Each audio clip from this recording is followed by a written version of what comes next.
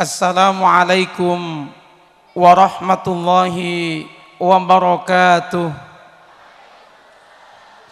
Alhamdulillahilladzi akramana bi kitabih wa syarrafana bi khitabih wa addabana bi adabih wa ja'alana min ansarihi wa ahzabih. Wassalatu wassalamu ala asyrafir rusulihi wa anbiyaih Sayyidina wa maulana Muhammad wa ala alihi wa ashabih. Amma ba'du.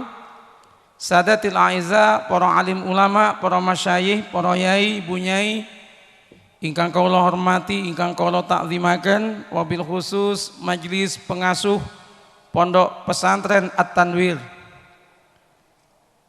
Kiai Haji Ahmad Sahal Soleh dengan segenap keluarga besarnya, Dewan Asatidz, Asatidzah, wali murid, wali santri, hadirin hadirat, santriwan santriwati rahimana wa rahimakumullah. Alhamdulillahirabbil alamin, kula lan panjenengan siang menika dipun kempalaken Allah Subhanahu wa taala di tempat yang penuh berkah ini dalam rangka mensyukuri nikmat Allah, nikmat ta'allum, nikmat kita itu mencari ilmu. Mugi-mugi hadiripun panjenengan sedanten, rawuhipun panjenengan sedanten menjadi sebab turunnya keberkahan dari Allah untuk kita semua. Mudah-mudahan yang sakit disembuhkan oleh Allah Subhanahu wa taala. Bapak-bapak, ibu-ibu, insyaallah para asatidz, asatidzah, mudah-mudahan dengan kita berkumpul kali ini ilmu anak kita akan menjadi ilmu yang mendinginkan hati. Menjadi ilmu yang menjadi isi hati, bukan hanya isi kepala. Sekarang ini banyak ilmu pengetahuan hanya ada di kepala tapi tidak ada di hati. Saat ini Pak jenengan misale mau mencari orang yang pintar kepalanya teng Indonesia kata, tapi sing bener perilakunya itu tidak begitu banyak. Mau nyari profesor doktor kata, yang nyari titel nopo mawon kata, tetapi yang mencari orang yang benar perilakunya itu yang nggak begitu banyak. Orang-orang yang korupsi yang ada di TV, yang ditangkap masuk penjara itu bukan orang bodoh, itu kebanyakan orang pintar semua, tahu makna nol, tahu makna angka, itu yang masuk penjara itu. Oleh karena itu doa kita dan insya Allah doa semua pondok pesantren, harapan pondok pesantren adalah bagaimana caranya kita memiliki anak didik yang hatinya bagus. Itu yang paling penting. Di Amerika itu Pak, orang pintar masalah Islam kata, saya kebetulan lulusan dari McGill University Montreal, Kanada. Saya punya dosen saya namanya Profesor Isa Jibulata. Ngikut yang Kristen, agami ini agami Kristen, tapi apal Al-Quran. Apal Al-Quran 30 juz. Nek kula lanjenengan sing kata apal juz 30. Sing niku apal 30 juz. Nggih lumayan apal juz 30 ketimbang hanya tahu bahwa Al-Qur'an 30 juz. Ada yang nggak tahu bahwa Al-Qur'an 30 juz. Menteri Pendidikan yang dulu itu ketika datang ke Gresik itu wisuda tahfidz, ada anak kecil ditanya, "Nak, kamu sudah hafal Al-Qur'an?" "Sudah, Bapak." "Berapa juz?" "Alhamdulillah 30 juz, Bapak." "Baik, lanjutkan ke juz berikutnya ya," katanya kan. Rupanya menterinya tidak tahu bahwa ada 37 juz Al-Quran itu. Bapak Ibu yang saya muliakan, profesor saya Isa Jibulata, niki saking Palestina, beliau itu hafal Al-Quran dan yang menarik beliau sangat hafal juga pintar tafsir Ibnu Katsir. Mengajar kami itu mengajar ulumul Quran dan ulumul tafsir. Ketika saya mau pulang ke Indonesia, Isa Jibulata pernah memanggil saya, "Imam Mawardi, come here." Kesini Imam Mawardi, saya datang, "Yes sir, yes prof, ya profesor." Dia mengatakan, "You should know that after reading the Holy Quran, I should declare that." Kata dia, "My Christianity is become stronger." Setelah saya membaca Al-Quran, malah Kristen saya tambah kuat katanya. Itu yang saya sebut bahwa yang mahal adalah hidayah. Yang mahal adalah hidayah. Ada lagi satu profesor saya, namanya Profesor Wa'il Halak. Wa'il Halak ini Al-Um itu karya Asy-Syafi'i, dia luar biasa. Dia adalah orang yang ahli hukum Islam di barat saat ini. Ngajar saya hukum Islam. dia paham betul Al-Qarafi, dia paham betul dia paham betul bagaimana tarikh tarikh fikih, dia hafal betul. Tapi dia juga ternyata agamanya bukan agama Islam. Ada lagi profesor saya yang unik, namanya Profesor Eric Ormsby. Dia itu ortodok, Kristen ortodok. Dia ahli Ihya Ulumuddin. Saya belajar ke dia itu Ihya Ulumuddin. Saya kebetulan juga belajar di kelas dia itu Mi'yarul Ilm. Saya juga belajar di kelas dia itu Al-Munqidh Minadh Dhalal, karya Al-Ghazali. Dia paham betul Al-Ghazali, tapi ternyata dia agamanya juga agama ortodok. Ternyata hafalan Al-Quran, ternyata pemahaman terhadap fikih tidak menjamin turunnya hidayah dari Allah. Kerantan menika kula lan jenengan sing boten apal Al-Quran, boten ngertos hadis, wajib bersyukur alhamdulillah Allah nitipakan iman, nitipakan Islam di dada kita bersyukur kepada Allah. Mugi-mugi kula lan jenengan kiat menjaga iman dan Islam sampai akhir hayat kita. Bapak Ibu yang saya muliakan, kalau kita sudah memiliki ilmu yang masuk dalam hati, maka panjenengan wali murid, wali santri boten usah kuatos masa depan anak panjenengan. Leres dawe punya sangal wau, jangan mengatakan masa depan saya gelap, apalagi memang listriknya terang semua. Jangan pernah mengatakan masa depan gelap. Tidak ada masa depan yang gelap bagi orang yang hatinya ada sinar Islam. Ketika qalbun mamluun bil iman, qalbun mamluun bil Quran, ketika hati sudah penuh dengan Al-Quran, penuh dengan iman, jalan hidup dia adalah jalan yang dijamin oleh Allah Subhanahu wa taala. Anak-anakku semua, kalau Anda nanti sempat coba baca sebuah kitab ditulis oleh Sayyidi Ahmad bin Athaillah As-Sukandari yang nulis hikam itu.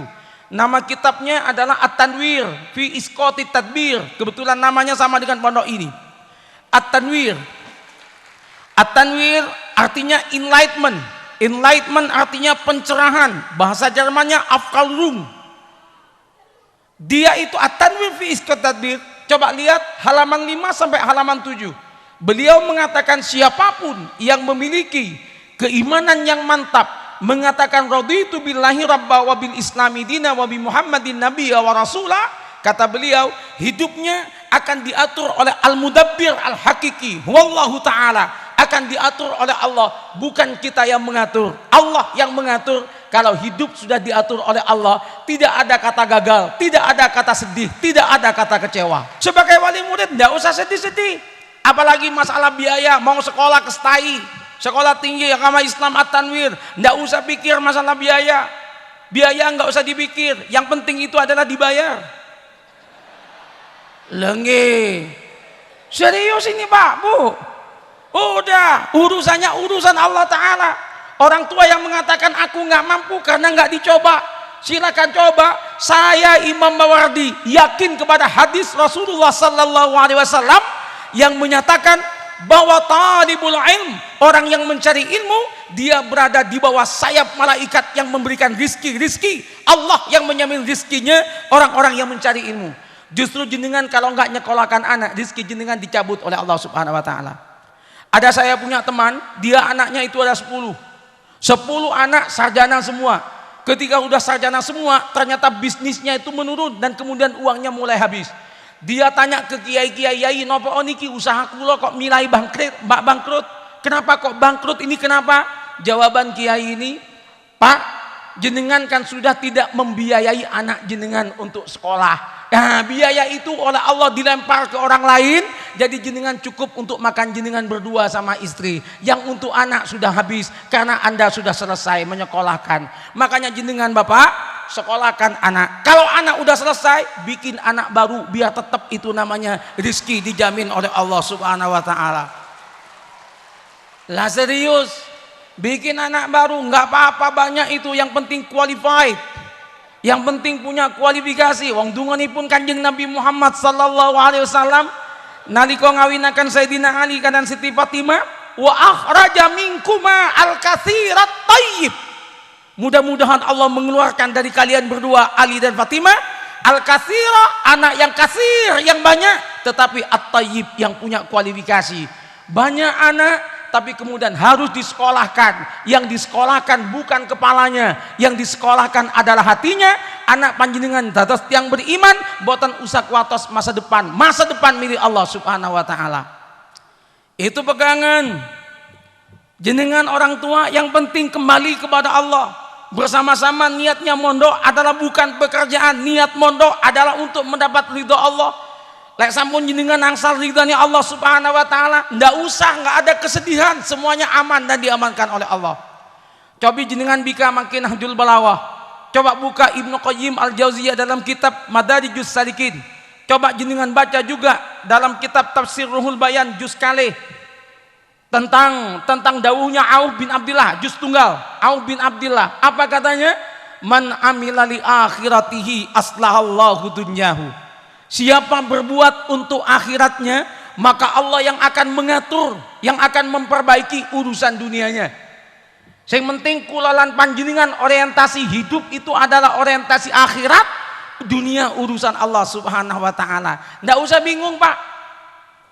Kalau panjenengan ragu terhadap rizki Allah, disebut dalam kitab Khalisatul Haqaiq, asyakku fi rizkillahi ta'ala wasyirku billahi ta'ala syai'un wahid. Orang yang ragu terhadap rizkinya Allah dan orang yang syirik kepada Allah syai'un wahid, sami mawon. Jangan pernah ragu tentang rizki Allah. Rizki Allah itu maha luas dan rizki Allah nggak bisa ditebak-tebak. Rizki Allah nggak bisa ditebak-tebak. Rizki Allah itu rahasia Allah, rahasia Allah Subhanahu wa taala. Tapi yakinlah mereka yang tunduk kepada Allah berada dalam jaminan Allah. Wa ma min dabbatin fil ardi illa 'ala Allahi rizquha wa ya'lamu mustaqarraha wa mustawda'aha kullun fi kitabim mubin.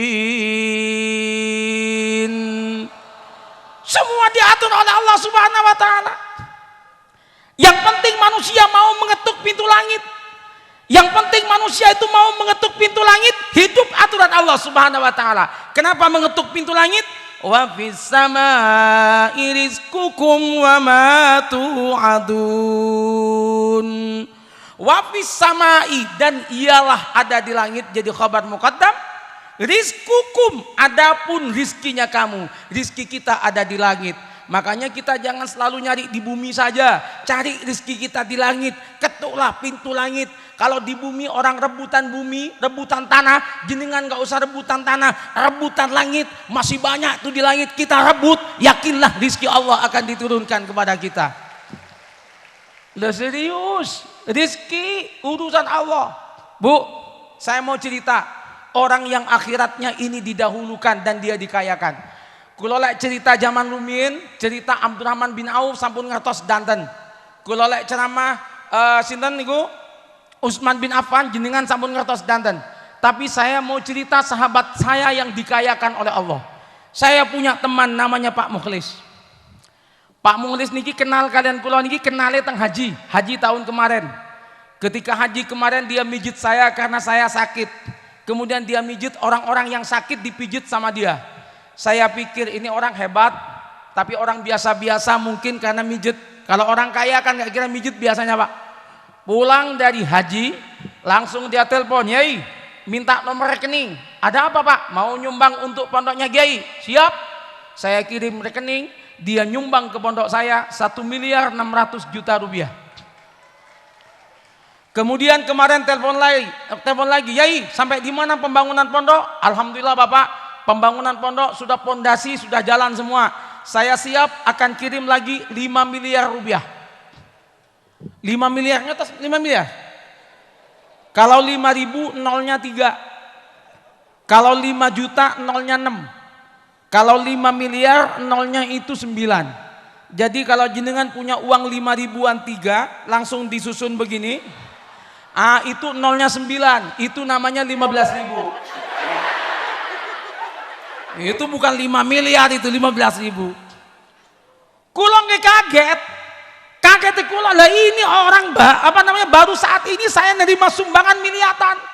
Biasanya sumbangan niku paling nggak 1.000, singkatan niku 1.000 kan.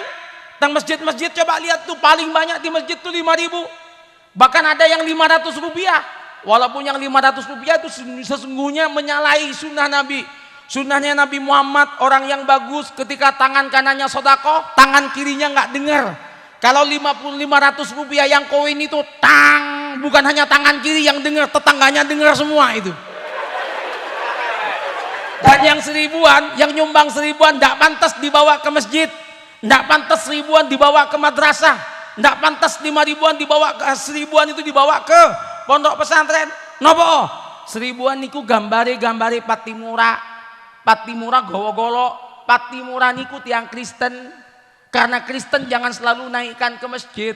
Sing Islam niku sing Soekarno Hatta. Itu yang harus dibawa itu. Ustaz Taufik coba nanti dicek itu di masjid jenengan itu berapaan yang banyak. Kita lihat, dan saya yakin yang banyak adalah Patimura. Jangan-jangan Patimura masuk surga gara-gara selalu naik masjid itu. Bapak Ibu yang saya muliakan, saya tanya kepada Pak Mukhlis, Pak, jenengan kok kaya? Gimana riwayatnya jenengan kaya? Dia bilang, saya oleh Allah dimanja rizki masih 1 tahun 7 bulan. Sejak kapan, Pak? Sejak saya mendahulukan urusan akhirat. Semenjak saya menjaga sholat saya tidak pernah datang ke masjid ketika azan. Saya datang ke masjid minimum 5 menit sebelum azan. Sebelum azan 5 menit saya sudah ada di masjid. Sejak saya datang sebelum dipanggil oleh Allah, saya butuh sesuatu. Sebelum saya meminta, Allah sudah kasihkan kepada saya. Lah gimana caranya kita kemudian dipenuhi oleh Allah sementara kita tuh masih nunggu azan? Bahkan kadang sholat kita tunda-tunda. Tapi kita ketika minta, langsung minta kepada Allah, ya Allah minta cepat, ya Allah minta cepat, ya Allah. Kata malaikat, kamu dipanggil oleh Allah malah nggak datang-datang. Bagiannya kamu minta, malah minta cepat. Saya tanya, Pak, jenengan kenapa kok datang 5 menit sebelum azan?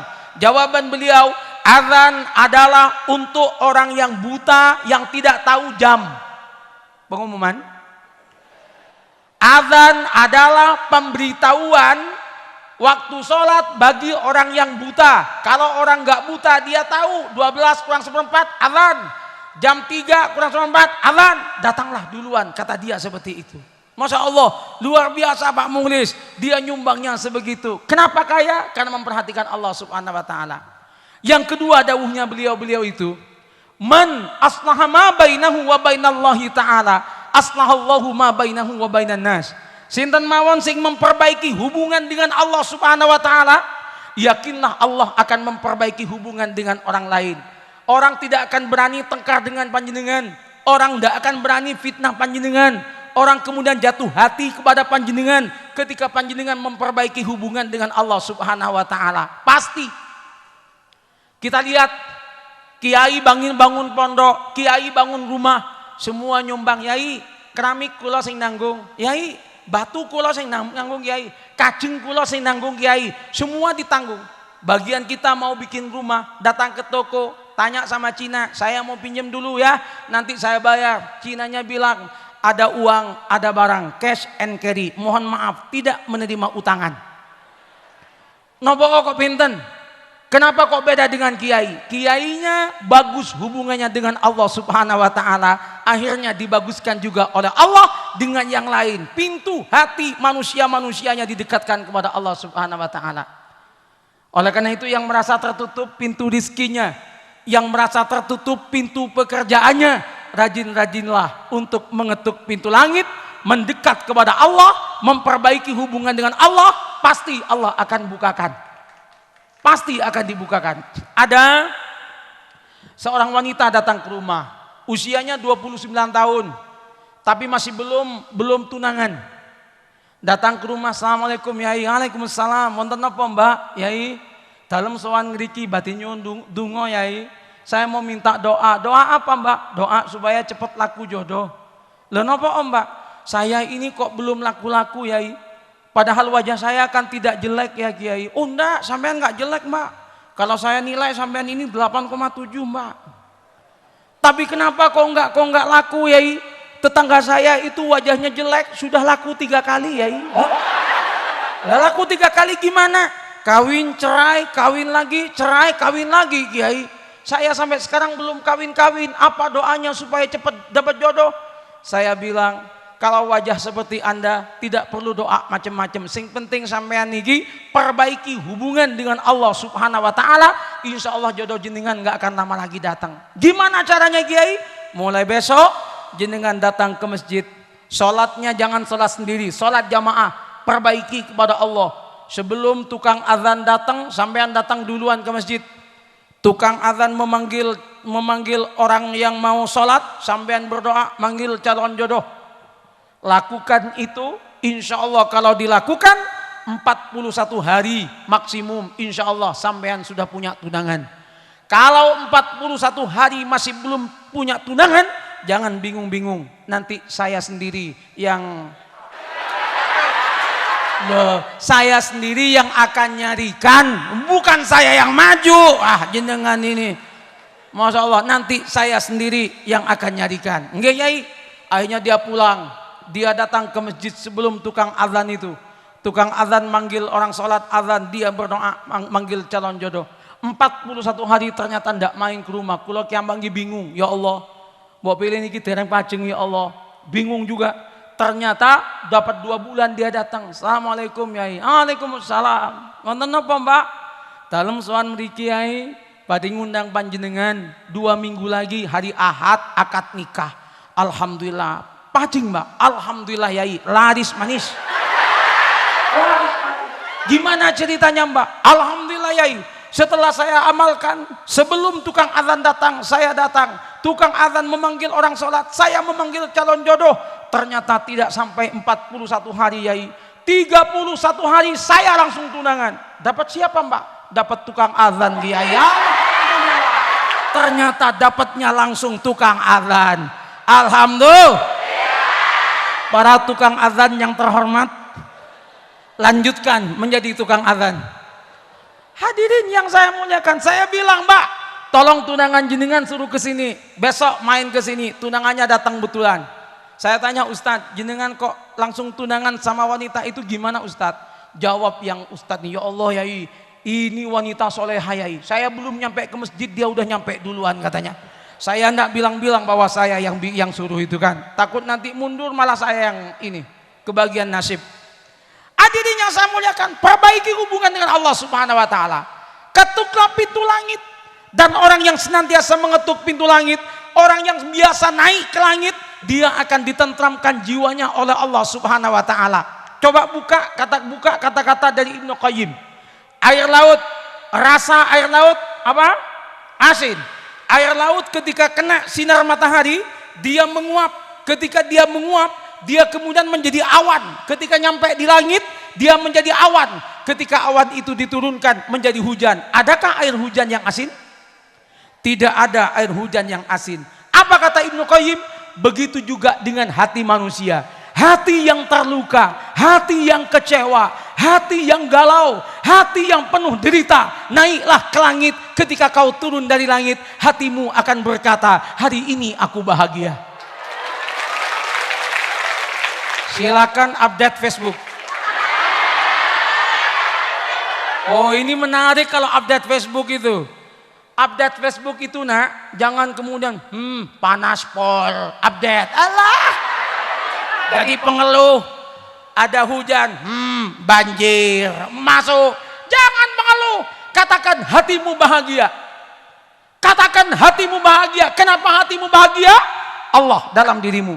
Ketika Allah ada dalam dirimu, masa depan Anda adalah masa depan yang bahagia. Titipan dan warisan abah saya hanya itu. Beliau berkata kepada saya, nak, saya tidak wariskan harta kepadamu. Nak, saya tidak warisan dunia kepadamu. Aku wariskan satu saja kepadamu. Jangan engkau pernah hilangkan Allah dalam hatimu. Yakinlah masa depanmu insya Allah dimudahkan. Diwawancari oleh Jawa Pos Ramadan yang kemarin. Bisa dicari, itu ada di Google itu tentang nama saya. Akan ketemu di situ. Saya ditanya, apa rahasia sukses? Salah satunya adalah mengamalkan nasihat orang tua, yakni selalu meletakkan Allah dalam hati. Saya kuliah S1, S2, S3, semuanya gratis, tidak bayar 1 peser pun. Alhamdulillah. Nah Bapak Ibu yang saya muliakan, hadirin hadirat rahimana wa rahimakumullah, Itu yang perlu ditanamkan. Makanya kulalan panjenengan niki Bapak Ibu, karena bab agama, bab hati, mau nggak mau anak kita adalah anak yang harus nantiasa hati dan pikirannya diletakkan agama. Pondok pesantren At-Tanwir mulai kelas TK-nya, mungkin juga PAUD-nya sampai kelas TAI adalah dalam rangka untuk mendidik anak kita zahiran wa batina, akal dan hati itu dididik. Insya Allah sekeluar dari sini anak Bapak Ibu akan menjadi orang-orang yang siap untuk terjun di masyarakat. Lanjutkan ke STAI, saya tadi rembukan sama beliau, nanti kita undang penceramah atau pengajar dari luar negeri untuk STAI. Bojonegoro yang lain belum ada yang mengundang pengajar dari luar negeri. Kalaupun mau ngundang bulan depan, saya siapkan pengajar dari luar negeri bulan depan. Tidak usah dibayar, cukup ongkos transport dari Surabaya. Sisanya urusan Imam Mawardi. Loh iya, kalau saya nggak nyumbang kan nggak enak Pak. Masa nyuruh nggak nyumbang gitu kan, harus nyumbang. Dan saya memang hidup ini adalah untuk agama. Kita biasa sumbang seperti itu. Saya siapkan dari Qatar, dari Libya. Kebetulan ada mahasiswa saya itu dari Libya. Saya yang mengajar, dia ngambil S3 di sini. Saya yang ngajar beliau pakai bahasa Arab. Kalau 2 minggu lagi atau setelah Ramadan mau didatangkan ke sini, nanti saya datangkan ke sini. Dia biar bercerita tentang dirasa Islamiyah di Libya. Supaya Anda tahu, bilang Arabia pakai bahasa Arab. Ini kan bahasa Arabnya udah bagus-bagus semua kan? Amin. Kalau jangan-jangan kayak orang mana itu, orang Indonesia ketika datang ke Arab, orang Arab bilang syukran, syukran. Dia nggak tahu syukron itu apa. Syukron kan terima kasih, dia nggak tahu. Akhirnya tanya sama temennya, syukron itu apa? Oh syukron terima kasih katanya. Akhirnya ketika orang Arab bilang lagi syukran, dia jawab hambali katanya kan. Dikira itu kembali itu bahasa Arabnya hambali itu kan. Ini nggak benar juga ini. Bahasa Arabnya diperbagus ya. Harus belajar bahasa Arab diperbagus. Wong kiainya aja ini keluaran fakultas adab juga. Bahasa Arabnya yang bagus. Jangan kayak jamaah umroh saya. Jamaah umroh saya dari Madura, saya udah minta izin untuk bercerita tentang beliau. Dia wajahnya hitam karena tambah udang. Dia punya tambah udang kaya sekali, keker tuh badannya. Orang Madura kalau ke Mekah itu biasanya dia itu kalau ke Haram, ke Masjidil Haram, dia bawa zam-zam. Diwadahi plastik zam-zamnya itu Pak, langsung dipikul dibektatong hotele. Ketika lagi keluar dari masjid bawah ini, sama orang Arab dicoblos Pak. Ngamuk dia Pak, ketika mau ngamuk dia bingung. Aku kalau pakai bahasa Madura ini nggak paham. Mau pakai bahasa Arab, saya yang nggak tahu katanya kan. Bingung, tapi udah kadung marah Pak, akhirnya keluar sendiri Pak. Marabbuka katanya kan. Langsung marabbuka. Orang Arabnya bingung, jangan-jangan ini temennya malaikat mungkar nakir katanya. Orang Arabnya lari juga kena marabbuka itu. Lari Pak orang Arabnya itu Pak. Masya Allah murang-muring langsung keluar marabbuka. Bapak Ibu yang saya muliakan, coba nanti kita upayakan. Yang penting putra putri panjenengan sekolahkan. Jenengan mungkin bilang sama saya mau kuliah di luar. Saya istilahnya Yai Sahal tadi, saya udah capek kuliah di sini. Saya mau kasih tahu, sukses tidaknya panjenengan bukan masalah jenengan kuliah di mana. Jenengan nanti sukses atau tidaknya bukan masalah kuliah di mana, tapi sejauh mana panjenengan menggunakan keilmuan panjenengan. Walaupun jenengan kuliah di Amerika, tapi pulang-pulang tidak menggunakan ilmu Anda tidak akan manfaat. Walaupun Anda kuliah di tempat ini, tetapi ketika Anda mencoba untuk melaksanakan dengan baik, saya yakin ilmunya akan menjadi ilmu yang manfaat barokah. Hadirin, Bapak Ibu rahimana wa rahimakumullah. Ini yang sangat penting, yang pertama, yang harus kita pegang, yang harus kita coba tata hati kita. Saat ini ilmu agama, tolong ilmu agama ini diperhatikan dengan bagus. Kenapa ilmu agama harus diperhatikan dengan bagus? Karena saat ini kita kulalan panjenengan niki dipun tantang dunia internasional, terutama kulalan panjenengan ditantang oleh Yahudi dan Kristen untuk penghancuran agama Islam. Itu jelas. Bapak Ibu yang saya muliakan, hadirin hadirat rahimana wa rahimakumullah. Kula lan jenengan sak menika niki Pak, zaman modern sekarang ini berada dalam tantangan yang luar biasa. Wonten buku, judulnya buku niki The Protocols, The 13 Meeting of the Elder Zionism. Buku ini adalah buku The Protocol, hasil pertemuan tokoh-tokoh Yahudi. Hasil pertemuan tokoh-tokoh Yahudi menyatakan bahwa abad 21, abad saat niki Yahudi akan menguasai Asia, termasuk Asia Tenggara, termasuk Indonesia. Yahudi mulai kemana-mana, semua Yahudi main, termasuk pilpres yang sekarang Yahudi juga main. Pokoknya sekarang Yahudi ingin menguasai termasuk Indonesia. Gimana caranya Yahudi untuk menguasai? Pertama, jauhkan anak-anak muda Islam dari Al-Quran. Jauhkan anak-anak Islam ini dari Al-Quran. Kalau sudah dijauhkan dari Al-Quran, selesai. Orang akan kecewa, orang akan sedih. Kenapa? Karena orang sudah kehilangan obat hati yang sesungguhnya. Wa nunazzilu minal Qur'ani ma huwa shifaa'u wa rahmatul lil mu'minin wa la yazidul zalimina illa khasara. Al-Quran adalah obat hati. Ketika orang-orang kita, orang Islam dijauhkan dari Al-Quran, berarti orang kita akan menjadi orang yang selalu gelisah. Berarti kita akan menjadi orang yang selalu menderita. Karena obat kita, obat yang menyembuhkan hanya Al-Quran. Syifa. Al-Quran menyatakan wa nunazzilu minal Qur'ani ma huwa syifa. Kenapa enggak disebut ma huwa dawa? Kenapa kok disebut syifaun? Kenapa enggak disebut dawaun? Dawa artinya obat, belum tentu menyembuhkan. Kalau syifaun, penyembuh, berarti itu obat yang pasti manjur, pasti sembuh. Itulah alasan kenapa kalimatnya syifa, bukan dawa. Kalau kita jauh dari Al-Quran, selesai. Oleh karena itu, anak-anakku yang lulus ini, janganlah jauh dari Al-Quran. Bacalah Al-Quranmu. Al-Quran luar biasa. Orang Amerika saat ini masuk Islam gara-gara Al-Quran. Orang Amerika masuk Islam gara-gara Al-Quran. Ada ibunya artis namanya Jodie Foster. Jodie Foster itu ibunya masuk Islam gara-gara Al-Quran. Ketika lagi dia bingung, dia beli buku, tidak tahu bahwa buku itu Al-Quran. Setelah dia buka, di pertama setelah Fatihah, dia baca Alif Lam Mim Dzalikal Kitabu La Raiba Fihi Hudal Lil Muttaqin. There is no doubt in this book the guidance for those who believe in God. Tidak ada keraguan dalam buku ini. Bingung dia. Baru kali ini ada buku yang menyatakan tidak ada keraguan. Yang lain buku pasti ada edisi revisi. Yang ini tidak ada keraguan. Siapa yang ngarang ini? Dicari itu tidak ada pengarangnya. Kan Al-Quran tidak ada, dikarang oleh Allah. Itu kan nggak ada, Pak. Akhirnya dia bingung. Siapa yang ngarang? Bingung dia. Akhirnya dia datang ke Islamic Center. Ketika dia datang ke Islamic Center, dia ketemu dengan teman saya. Dia tanya, "Sir, do you know who is the author of this book?" Tuan, tahu nggak siapa yang ngarang kitab ini? Teman saya menjawab, yang ngarang ini adalah Allah Subhanahu wa Ta'ala. Siapa Allah? Who is Allah? Allah is the God of Muslim people. Tuhannya orang Islam. Akhirnya diskusi, masuk Islam gara-gara Al-Quran. Alhamdulillah. Ada dokter kemarin masuk Islam juga gara-gara Al-Quran.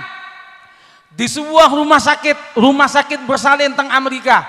Niku wonten dua ibu sedang melahirkan. Dua ibu yang melahirkan itu, yang satu melahirkan laki-laki, yang satu melahirkan perempuan. Setelah itu bayinya ketukar. Tidak ketahuan yang mana yang ibunya laki-laki, yang mana yang ibunya perempuan. Akhirnya dokter Kristen tanya sama dokter yang Islam. Kebetulan ada dokter Islam satu. Yang Kristen tanya, "Sir, you said that Quran can decide every human's problem." Anda yang mengatakan bahwa Quran bisa menyelesaikan semua masalah manusia. Dokter Islam mengatakan, "Yes, iya betul." Kemudian dia bilang, "Would you please decide who is the mother of this son, who is mother of this daughter, by using Quranic verses? If you can do that, I'll embrace Islam as my own religion." Bisakah Anda menentukan mana ibunya anak laki-laki, mana ibunya anak perempuan? Kalau Anda bisa, saya mau masuk Islam. Diteliti oleh orang yang Islam. Diambil air susunya dua ibu ini. Ternyata ibu A, air susunya vitaminnya lebih besar, 2 kali lebih besar ketimbang ibu B. kadar garamnya ibu A ternyata kadar garam ASI-nya 2 kali lebih besar ketimbang ibu B. Yang Islam mengatakan, sir, ibu A ini adalah ibunya yang laki-laki, yang ini ibunya yang wanita, karena vitaminnya 2 kali lebih banyak dan juga kadar garamnya lebih banyak. Mana dalam Al-Quran ayatnya? Lidzakari mislu hadzil unsayain, bagi laki-laki 2 bagian perempuan, yakni warisan ternyata digunakan untuk menentukan ini. Masuk Islam gara-gara ayat warisan. Mantap. Belum lagi yang namanya al-ajaz al-ilmi lil Quran, penemuan bahwa ternyata laut Mediterania dengan laut Pasifik bertemu, tapi ternyata dia itu tidak bercampur. Kedua lautan ini tidak bercampur, ternyata berpisah. Ini lebih asin, ini lebih tawar. Tengah ada terpisah, tidak bercampur. Biasanya kalau air dengan teh bercampur, yang ini nggak bercampur. Akhirnya orang yang menemukan ini masuk Islam gara-gara ayat Al-Quran surat Ar-Rahman. Marajal bahraini yantaqiyan bainahuma barzakhun la yabghiyan. Ada dalam Al-Quran. Masuk Islam semua adalah gara-gara Al-Quran. Orang Yahudi ingin memisahkan kita dengan Al-Quran. At-tanwir harus menjadi pelopor. Kita harus lekat dengan Al-Quran. Insya Allah kita akan semakin beriman. Nah ini mas, jangan hanya tepuk tangan sekolah. Tepuk tangan tapi nggak kuliah, gimana ceritanya itu? Kalau ada anak yatim piatu yang nilainya bagus, anak yatim punya prestasi, nggak punya duit untuk kuliah, kasih tahu sama saya. Iya, ngasih tahu aja. Ya enggak, barangkali nanti ada bantuan dari orang-orang kan gampang, tinggal disalurkan ke jenengan. Ya saya nggak bisa nyalurkan sendiri, saya harus nyalurkan punyanya orang lain, karena kebetulan saya juga nyekolahkan anak SMA sampai S3. Kita biayai itu. Imam Mawardi punya anak buah itu, udah sekolah gitu kan. Makanya saya ini nggak kaya-kaya ya kayak gitu, tapi alhamdulillah cukup. Hadirin yang saya muliakan Bapak Ibu rahimana wa rahimakumullah. Coba bayangkan, dijauhkan dari Al-Quran, panjenengan semua ini. Harus jenengan itu sekarang itu belajar Al-Quran, semakin dekat dengan Al-Quran. Semakin dekat dengan Al-Quran. Insya Allah kalau itu yang kita lakukan, panjenengan akan menjadi orang yang senantiasa dibahagiakan oleh Allah Subhanahu wa taala. Yang kedua adalah jauhkan umat Islam dari idola mereka, Nabi Muhammad sallallahu alaihi wasallam. Maka orang Yahudi menciptakan idol-idol. Orang Yahudi menciptakan American Idol, Indonesian Idol, semua idol, artis-artis dimunculkan. Kita kemudian meniru artis dan kita lupa membuka hadis, kita lupa untuk meneladani Rasulullah. Sulit dijauhkan. Mau cari jilbab, jenengan ndak buka hadis. Cari jilbab cukup lihat di TV. Maka model jilbab berubah, yang model jilbab biasanya yang sederhana kayak gini, sekarang model jilbab 4 lapis, yang miring-miring itu, yang satu biru, yang satu merah itu, yang kemudian kelihatan kepalanya agak miring itu. Saya khawatir sak kepalanya miring sekalian itu kan. Jenengan mau milih jubah nggak buka Al-Quran hadis, tapi membuka apa yang ada di TV. Diciptakan TV sebagai pedoman, dijauhkan dari Nabi Muhammad. Itulah kerjaan orang-orang Yahudi, itulah kerjaan orang-orang Nasrani, dan kita termakan oleh itu melalui TV. Oleh karena itu Bapak Ibu, kalau bisa tolong dibatasi nonton TV, akan lebih bagus kalau jenengan tidak menonton TV. Akan lebih bagus. Gerakan TV mati, GTM. Mulai Imam Mawardi, di rumah Imam Mawardi, dan jenengan boleh cek, di rumah saya terlarang menonton sinetron. Tidak ada orang nonton sinetron di rumah saya. Anak saya tok yang paling kecil 2 boleh nonton kartun. Selain kartun hanya berita, lainnya itu tidak boleh. Kenapa? Karena nonton TV mempengaruhi perilaku. Bahaya TV ini Pak. Menurut penelitian secara psikologis, sinten mawon sing remen teng TV niku biasanya terjangkit penyakit namanya kleptomania. Kleptomania itu adalah penyakit ingin memiliki yang dimiliki oleh orang lain. Kalau tidak hati-hati nanti jadi pencuri. Orang yang nonton TV itu ingin memiliki yang dimiliki orang lain. Contohnya gampang. Rumah panjenengan tasih sae, rumah panjenengan tasih kiat, tetapi karena melihat model TV, model rumah yang ada di TV, pengen direnovasi, di model minimalis, di model Spanyol, di model macam-macam, uangnya masuk ke rumah, padahal uang bisa masuk kepada yang lain. Kenapa? Melihat model yang di TV.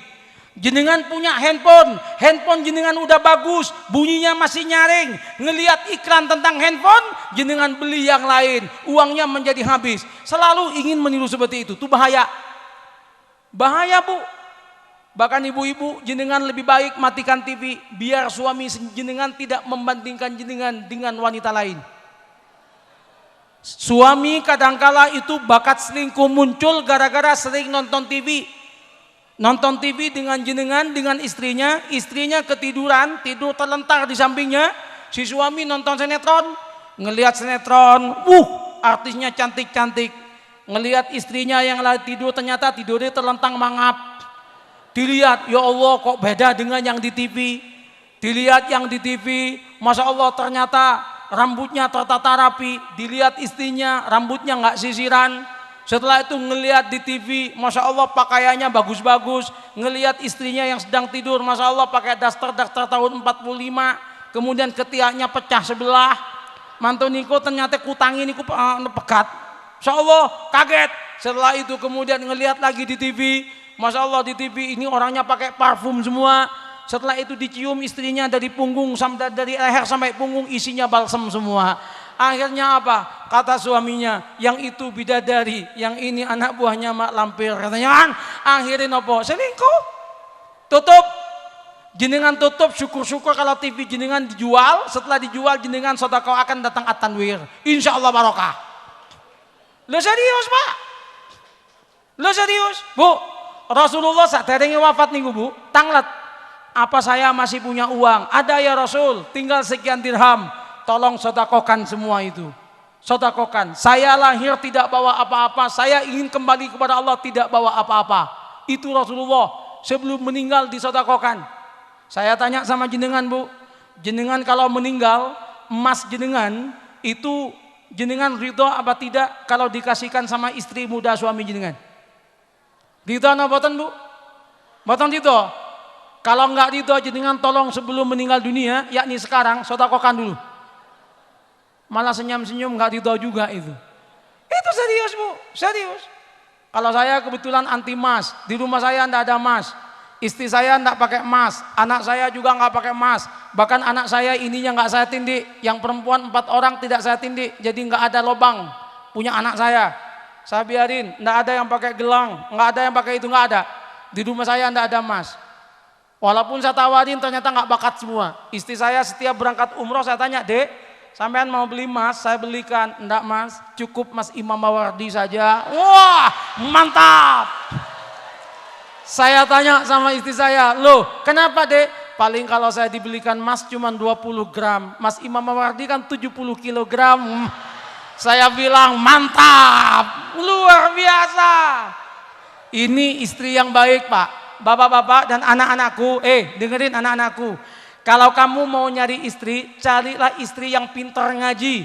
Jangan cari istri yang selalu nanya gaji. Ya. Hadirin, Bapak Ibu, rahimana wa rahimakumullah. Rasulullah kemudian itu tidak dijadikan kiblat. Kita hanya mengatakan kita mengikuti Rasul, tapi laku kita tidak. Dan yang ketiga, Yahudi itu menghendaki umat Islam bertarung satu dengan lainnya, bertengkar satu sama lainnya, diporak-porandakan termasuk dengan orang tuanya. Anak dengan orang tua gimana supaya clash? Padahal kalau anak dengan orang tua sudah hancur, jenengan tidak akan pernah bahagia. Saya tadi terenyuh ketika Yai Sahal memberikan sambutan wasiat kepada para lulusan, awas nang wong tuamu. Kepada orang tua jangan sampai menyakiti hati orang tua adalah tanda-tanda bahwa masa depanmu tertutup untuk sukses. Tidak akan pernah sukses. Anda tidak akan pernah bahagia dengan menyakiti hati orang tua. Bahwa orang tuamu tidak secerdas Anda, betul. Tapi ingatlah bahwa mulut orang tuamu mampu untuk mengetuk pintu langit, membuka jalan bahagia untuk dirimu. Betul ini nak. Bahagiakan orang tua, jangan kecewakan orang tua. Lah sekarang coba anak minta handphone nggak dibelikan, murang-muring. Anak minta sepeda motor, boten ditumbasakan kalian tiang sepanipun. Masya Allah malah tukaran dengan orang tuanya, nggak nyapa. Kapan hari itu ada seorang kakek langsung diikat oleh cucunya sendiri gara-gara minta uang 10.000 beli pulsa nggak dibeliin. Tiba-tiba kakeknya diikat di TV. Ya ketimbang lama Pak, lupa Pak di mana Pak. Pokoknya ini ku berita tentang TV ini ku. Menyakiti orang tua tidak bisa, tapi membahagiakan orang tua adalah cara Allah untuk mengangkat derajat Anda. Saya mau cerita satu tokoh, orang waliullah, orang tokoh yang terkenal, namanya Hakim At-Turmudi. Nama aslinya Turmudi. Turmudi ketika masih kecil, beliau anak yatim, bapaknya meninggal dunia, kinton ibu Langsung ketika kecil dia matur sama ibunya, Bu, saya mau mondok Bu, teman-teman di sini mondok semua Bu, mohon izin panjenengan, jenengan kalau ngizinkan saya mau mondok. Ibunya bilang, nak, saya hanya punya dirimu nak, lewatmu mondok nak, sopo sing nemeni ibu nak. Sudahlah nak di sini nak, mudah-mudahan Allah kasih ilmu kepadamu dengan cara yang lain. Anak ini merawat ibunya. Teman-temannya mondok semua. Ketika teman-temannya datang pintar-pintar semua, dia cuma menangis, ya Allah, saya belum mondok dan saya tidak sepintar teman-teman. Ketika teman-temannya berangkat lagi, dia nangis lagi, merawat ibunya sambil menangis. Tiba-tiba ada seorang tua datang, limadza tabki ya ghulam? Wahai anakku, kenapa kau menangis? Langsung berjawab Turmudi, uridu ana ta'alam fil mahad ma'asdiqai. Saya ingin bersama teman saya belajar di pondok. Walakinna ummi tam'uni. Tapi ibu saya itu mencegah saya harus merawat ibu saya. Orang tua ini senyum, rawatlah ibumu. Walaupun kamu tidak mondok, izinkan aku yang mengajar kamu. Orang tua ini mengajar Hak At-Turmudi selama 3 tahun. Sayangnya At-Turmudi tidak tanya siapa nama orang ini. Setelah 3 tahun menghilang orang ini. Ketika menghilang, nangis At-Turmudi, ya Allah, siapakah laki-laki tua yang mengajar saya 3 tahun ini? Langsung ada suara, dialah Nabi Khidir alaihissalam. Dialah Khidir, dan ternyata dia menjadi orang yang paling cerdas. Namanya Hakim At-Turmudi, mengarang kitab Inalus Syariah, mengarang kitab As-Salah wa Maqasiduha, mengarang banyak kitab. Dan kisah ini Anda bisa dapatkan dalam kitab Karamatul Aulia dan dalam kitab Tabaqatus Sufiyah Al-Kubra dan As-Sura. Silakan baca bagian awal, jenengan akan ketemu dengan ini, Ahmad Turmudi Al-Hakim. Gara-gara ibu, makanya nak, kamu semua ini nak, orang tuamu, ibu, bapak, ayo yang bagus, jangan sakiti. Setuju saya sama Oma Irama itu. Hai manusia, hormati ibumu yang melahirkan dan membesarkanmu, darah dagingmu dari air susunya, jiwa ragamu dari kasih sayangnya. Betul itu. Kalau kau takut pada rajamu, lebih takutlah pada ibumu. Waduh. Kalau kau sayang pada kekasih, lebih sayanglah pada ibumu. Hai manusia, teng teng teng teng. Apal semua ini. Rupanya Abri, anak buah Roma Irama. Orang tua, benar nih orang tua nih. Luar biasa nak, orang tuamu luar biasa keberkahan. Keberkahan dari orang tua. Ada sebuah cerita nak, namanya Ahmad Maulana. Ahmad Maulana orang Jakarta. Orangnya jelek super. Tapi jangan dilecehkan. Biasanya orang jelek itu pintar biasanya. Dan Maulana ini termasuk jelek tapi pintar. Makanya jenengan misalnya gak ada putra-putra jenengan ini kok jelek, syukuri biasanya pintar. Iya kalau sudah jelek kok goblok, musibah namanya itu. Masya Allah, yang Maulana pintar. Dia dapat beasiswa, lulus insinyur teknik sipil. Ketika lulus insinyur teknik sipil, dia kemudian bilang sama ibunya, Bu, alhamdulillah lulus dengan nilai baik Bu, 3,95 Bu. Oh bagus nak. Tapi nak tolong sampean kawin nak, cepet kawin, biar ibu ada temennya. Si anak bilang, Bu, siapa yang mau sama saya Bu? Kenapa nak? Ya saya modal nggak punya, model juga nggak masuk bu. Lopo nak, model kula niki sanes model pasaran bu, di bawah pasaran bu.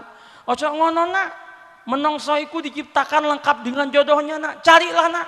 Tapi jangan jauh-jauh, yang dekat-dekat saja biar ibu nggak biaya mahal. Anak ini akhirnya keliling satu desa, dia mencoba itu meranking kecantikan nomor 1 sampai 10 orang desanya. Didatangi yang cantik-cantik, pertimbangannya adalah perbaikan keturunan. Datang ke yang pertama, mbak sampean mau ndak mbak lek saya itu ngelamar sampean. Dia jawab, mas sudah mas, tak anggap saudara aja mas. Ya Allah katanya kan. Dia pergi yang satunya, mbak sampean mau nggak kalau aku lamar? Ya Allah mas, kok nggak ngaca dulu sampean mas? Ya Allah. Datang ke satunya lagi, mbak gimana mbak kalau saya ngelamar sampean? Mas masih banyak pilihan yang lain mas. 10 nolak semua. Anak ini menangis. Nangis, ibunya tanya, kenapa kau nangis anakku? Bu, aku ditolak oleh 10 wanita bu. Kenapa? Iya beda keyakinan bu. Maksudmu kan Islam semua? Iya, saya yakin saya ganteng, mereka tidak yakin bu. Beda keyakinan bu. Terus, ya saya menderita. Ketika bilang menderita, ibunya bilang, nak jangankan 10 wanita, 1000 wanita menolakmu, pantang seorang laki-laki untuk meneteskan air mata gara-gara cinta. Dia berkata, nak pantang bagimu menangis, 1000 wanita menolakmu, masih ada 1 wanita yang sayang dan cinta sejati padamu. Siapa bu? Ya aku. Oh bu. Akhirnya ibunya itu tangannya dipegang, dicium. Ibu, hari ini saya ikrar demi Allah, saya tidak akan berangkat kemana-mana sebelum saya cium tangan panjenengan. Saya tidak akan berangkat kemana-mana sebelum saya cium tangan jenengan. Ibunya berkata, ya Allah, saksikan janji anakku ya Allah, bahagiakan anakku. Setelah itu kemudian bekerja seperti biasa. 2 minggu kemudian ternyata ada pendaftaran pengeboran minyak yang akan diambil dari Fakultas Teknik Namung Setunggal. Sing daftar 700.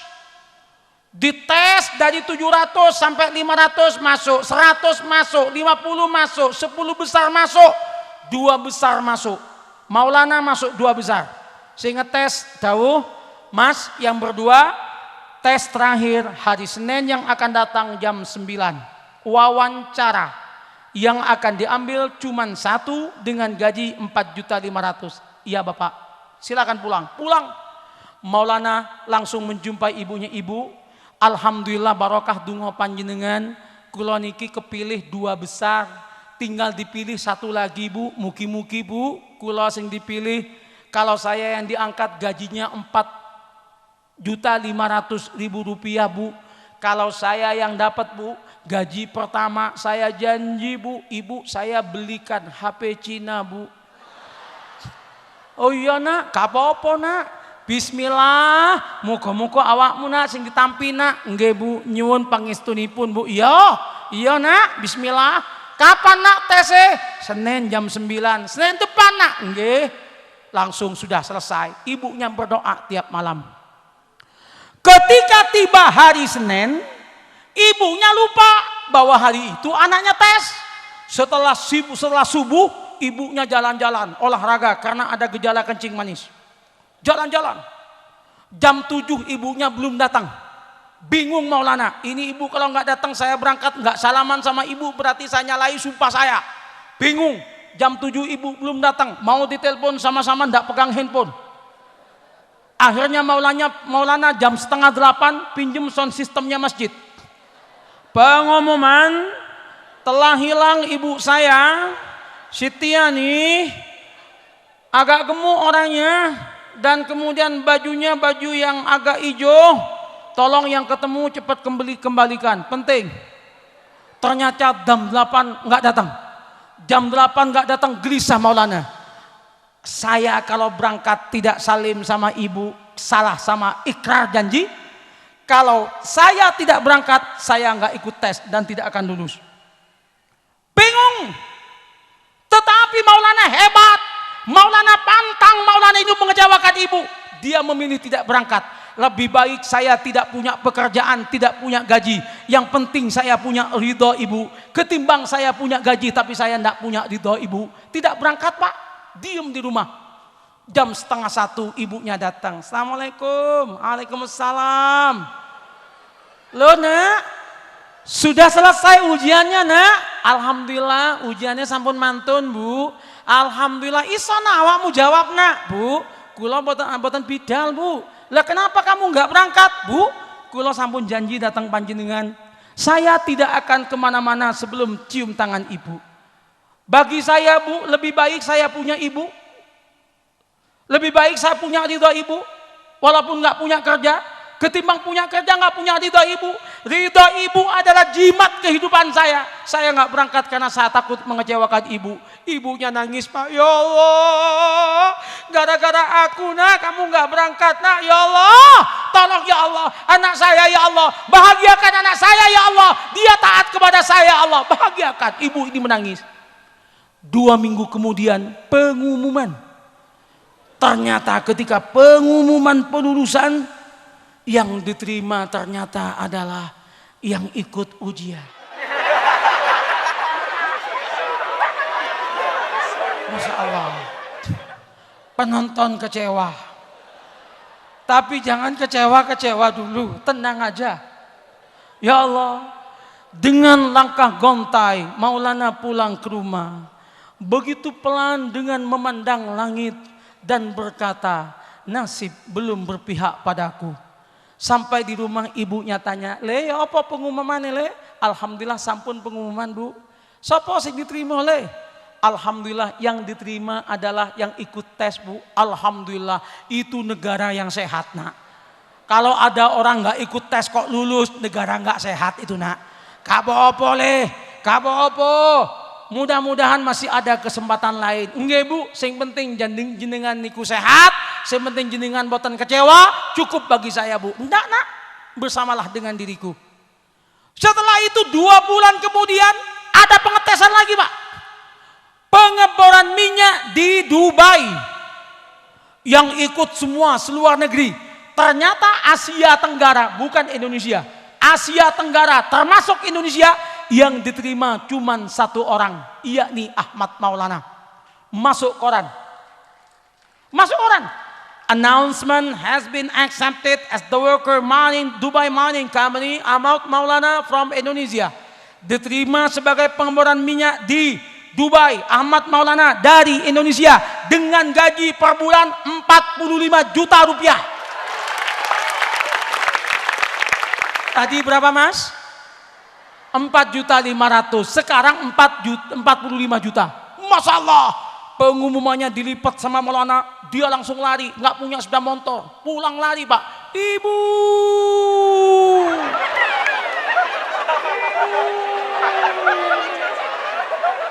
ibunya tanya, ada apa nak? Bu, alhamdulillah bu, yang diterima Asia Tenggara cuma saya bu.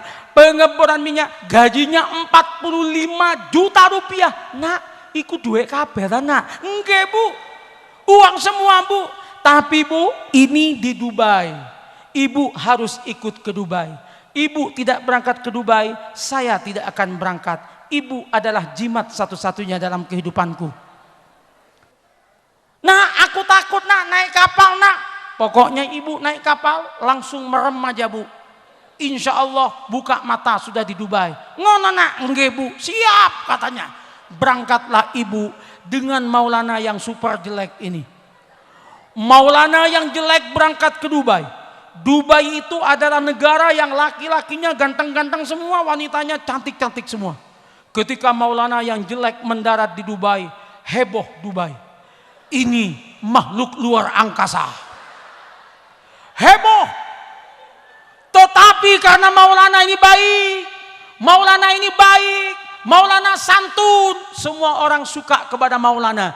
Banyak wanita cantik yang kemudian mencari cara untuk merebut hati Maulana. Betul. Akhirnya Maulana kawin dengan wanita yang cantik sekali. Kawin, dapat wanita cantik. Makanya lek ngriki wonten sing agak jelek itu nggak usah khawatir, kirim teng Dubai mawon. Masya Allah, kawin dengan wanita cantik, Bu. Dibawa pulang tahun 2010, Maulana bawa istrinya ke Jakarta. Turun dari pesawat, naik mobil, turun dari mobil bukan naik becak, jalan kaki. Dibawa istrinya, dipegang istrinya itu, Pak. 10 wanita yang dulu nolak itu bingung semua. Ya Allah, kalah cantik, kalah cantik, kalah cantik. Akhirnya yang 10 nyesel semua, nak. Makanya kalau kamu cantik ada orang jelek ngelamar, cepet terima, nak. Lah iya, engkau sampai nyesel. Nanti nyesel jenengan itu. Pokoknya terima. Masya Allah. Dipegang sama Maulana. Semua orang ngelihat, di kampungnya ngelihat semua. Ya Allah, bingung semua kan? Maulana dengan bangga, jangan samakan dia dengan yang lain. Bibirnya yang merah dan senyumnya menawan, rambutnya terurai hitam dan bergelombang. Dialah milikku, tempat berkasih sayang, milikku seorang. Waduh, mantap, Masya Allah, luar biasa. Barokah taati yang sepah. Orang tua penting. Yang kedua adalah guru. Masyayikh jenengan, guru jenengan, kiai jenengan, tolong dihormati. Leras dawi pun ya sahalwaw niku. Kata kitab Hifdzu Qulubil Masyayikh wa tarkul khilafi alaihim sababut tarakki ilal matalib al-aliyah. Menjaga hatinya guru itu menjadi sebab orang itu akan memperoleh pangkat yang tinggi. Jangan sakiti, harus taat. Coba lihat Nabi Musa ketika berguru sama Nabi Khidir. Apa kata Nabi Musa ketika kepada Nabi Khidir itu? Ketika berkata, hal attabi'uka ala an tu'allimani mimma urlimta bihi rusda. Wahai Khidir, bisakah engkau mengajarku ilmu yang telah Allah berikan kepadamu? Nabi Khidir berkata, kata Khidir, qala innaka lan tastati'a ma iya sabra. Sampean enggak akan sabar bersama saya wahai Musa. Wa kaifa tasbiru ala ma lam tuhid bihi hubra. Bagaimana Anda sabar sementara ilmu Anda belum ada? Ini yang disebut bahwa orang yang punya ilmu tandanya adalah sabar. Jawab Musa, qala satajiduni insyaallahu sabira wala angsi laka amro. Saya akan sabar dan saya akan taat. Oleh karena itu ketaatan kepada guru, kepada masyayikh, kepada kiai adalah hal yang wajib menurut Al-Quran. Karena itu hadirin yang saya muliakan, ayo anak-anakku harus kita taatkan. Capek Pak, capek loh. Orang cari ilmu harus capek. Laqad lakina fi safarina hadza nasaba. Pencarian ilmu harus capek. Enggak ada yang enggak capek. Imam Mawardi kuliah ke luar negeri, istri ditinggal. Saya kemana-mana cari ilmu, sampai sekarang saya ngaji, sampai sekarang saya berguru, capek, tapi harus dijalani. Enggak ada orang itu ongkang-ongkang kaki, enggak sinau, enggak taat kepada gurunya kok tiba-tiba jadi kiai, jadi bunyai. Enggak ada, harus capek dan harus penuh di kesabaran. Insya Allah kalau kita dalam hidup ini menjalankan itu semua, insya Allah kula lan jenengan diparingi ilmu ingkang barokah manfaat. Mugi-mugi sedanten barokah manfaat. Amin Allahumma amin. Sudah 1 jam saya ceramah, waktunya saya terbang ke tempat lain. Mohon doanya, mudah-mudahan mugi-mugi kula diparingi keselamatan dening Allah. 2 minggu ini saya tabrakan 2 kali. Minggu kemarin saya tabrakan itu Innova saya hancur. Kemarin saya ditabrak mobil Alphard saya hancur. Jadi Allah, ya nggak apa-apa, ujian, bawa sabar aja, enjoy saja. Gimana lagi? Yang ngatur bukan kita, yang ngatur adalah Allah. Saya bawa sabar aja, tetapi saya berdoa mudah-mudahan nggak patah tulang lagi. Saya patah tulang 2 kali Pak. Ini patah tulang, tabrakan setelah ceramah. Yang ini paha ini tabrakan juga Pak, Masya Allah, hancur. Setelah ceramah di Jember, ceramah kulo judulnya niku tersenyum atas musibah. Pulang-pulang kok kulo sing dites pertama kali. Supir saya nggak pakai ngantuk langsung tidur. nabrak pohon, hancur Mbak, Masya Allah. Tetapi saya waktu itu nangis. Ketika mau dioperasi saya nangis. Nangis saya, ya Allah, saya ini kan bukan jalan maksiat. Kenapa engkau coba saya seperti ini 2 kali dalam waktu 4 bulan, hancur. Tiba-tiba ketika saya itu dioperasi, ketika salah dioperasi itu kan dibius. Orang bius tuh nggak ngerasakan apa-apa kan Pak. Tapi saya kemudian didatangi masjid. Masjid itu namanya Masjid Nurul Huda, warnanya itu hijau, kemudian pinggirannya tuh emas semua. Langsung ada suara, ini adalah untukmu wahai Ahmad Imam Mawardi. Itu yang membuat saya tersenyum. Barangkali mudah-mudahan ada ridho Allah dengan jalan yang saya lalui ini. Itu Pak yang membuat ini Kiai. Setelah saya dioperasi, dokternya kemudian bilang, Pak Kiai dilarang tengkurap 4 bulan. Nggak boleh tengkurap Pak 4 bulan. Kalau sampean tengkurap patah tulang lagi. Saya bilang sama istri saya, Mama, maafkan Mama nggak bisa tengkurap 4 bulan. Iya, nggak tengkurap. Tidur itu nggak bisa tengkurap, nggak boleh. Alhamdulillah setelah 4 bulan saya sudah bisa jalan pelan-pelan. Saya berangkat ke Mekah. Berangkat ke Mekah sambil bawa krek itu 2, masih 4 bulan hancur. Ini saya bautnya ada 9. Mungkin tahu bahwa saya NU gitu, jadi bintang 9 itu kan. Bautnya 9, ada kawatnya. Wonten kawatnya Pak, dikawat ngoten kan. Saya ketawa-ketawa aja. Tapi saya yakin di balik segala sesuatu pasti ada hikmah. Ternyata ketika saya berangkat haji, lagi tawaf, istri saya nelpon, Mas, alhamdulillah positif hamil anak kelima. Alhamdulillah. Saya kemudian istikharah. Anak saya 4 pertama perempuan. Saya minta sama Allah anak laki-laki. Akhirnya saya buka Al-Quran pas ayat fabasyarnahu bigulamin alim. Wah, ini pasti laki-laki, anak laki-laki yang alim. Saya telepon istri saya, Dek, yang sekarang pasti laki-laki. Kok bisa Mas? Ini ayatnya fabasyarnahu bigulamin alim. Laki-laki. Ternyata Pak, barokahnya patah tulang. Barokahnya patah tulang. Lahir laki-laki betul Pak. Itu barokahnya patah tulang itu. Makanya hampir saya kasih nama Abdul Patah. Hanya nggak jadi kasihan sama anak saya. Saya kasih nama Ahmad Ghulam Alim Mawardi. Saya singkat Agam, Ahmad Ghulam Alim Mawardi. Jadilah sekarang anak ini anak yang agak aneh. Anak saya ini paling aneh, dia kecil nih. Paling aneh. Anehnya gimana? Kalau orang mau mati itu dikasih tahu, ini ntar lagi kayaknya mau mati nih. Sore-sore mati betulan. Ada orang datang tuh sakit gitu. Oh enggak, ini minggu depan sembuh. Sembuh betul. Ada lagi tamu, Pak cepet pulang. Kayaknya mau mati. Mati betul. Makanya saya takut sama anak saya ini. Takut dibilang Abah kayaknya mau mati gitu kan.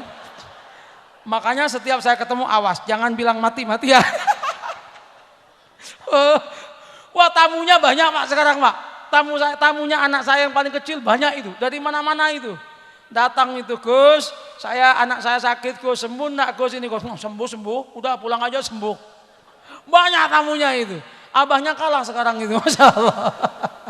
Siap, mekaten Bapak Ibu, matur nuwun, seneng, hati saya seneng kepanggih jenengan. Pertama saya itu nyambung hati sama sahabat saya. Beliau itu sahabat saya ketika Ustadz Taufik ini sahabat saya di IAIN. Istrinya itu satu kelas, Bu Nyai Nilna itu satu kelas dengan saya, satu kelas dengan istri saya juga. Dan sekarang saya udah jumpa, kemudian dengan Yai Sal dan juga beliau semua ini. Alhamdulillah, mudah-mudahan ini bukan terakhir kali. Mudah-mudahan hari ini adalah awal untuk kita bekerja sama ke depan, insya Allah. Walaupun saya sakit, saya bahagia melihat senyum Anda. Ku bawa senyummu pergi, ku tinggalkan jejakku di sini. Sampai jumpa. Assalamualaikum warahmatullahi wabarakatuh.